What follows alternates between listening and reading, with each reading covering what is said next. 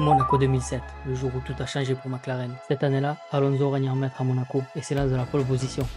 Mais le sensationnel rookie, Lewis Hamilton, est juste derrière lui. Malgré l'accident de Giusi dans le deuxième tour, la course se déroule comme prévu pour le pilote espagnol. Si bien qu'au 20e tour, il pointe avec 5 secondes d'avance sur son coéquipier Lewis Hamilton. Après 15 tours et un passage au box pour les deux coéquipiers, l'écart sera réduit à 4 secondes. Et c'est bien là que se joue la course, car les McLaren sont sur une autre planète. Le troisième, Felipe Massa pointe lui à 30 secondes de la voiture de tête. Mais à 20 tours de la fin, le rythme d'Alonso ralentit un peu et Lewis Hamilton commence à le rattraper. Et c'est là que les rumeurs entrent en jeu. Alonso aurait ralenti le rythme pour refroidir ses étriers de frein et certains s'accordent à dire que Lewis aurait reçu comme consigne de laisser Alonso devant. Mais d'après Pedro de la Rosa, pilote essayeur de l'écurie McLaren en 2007, cela serait totalement faux. Cependant, toujours d'après de la Rosa, c'est après la course que tout allait déraper. Lorsque l'on aurait suggéré à Fernando Alonso qu'il n'aurait pas dû gagner la course tellement le rookie était plus rapide que lui en fin de course. Ce qui l'aurait rendu furieux car il savait qu'il aurait pu être beaucoup plus rapide mais a préféré jouer la sécurité. Et c'est comme ça qu'ont commencé à évoluer les tensions au sein de l'écurie jusqu'à ce qu'elle n'implose. Mais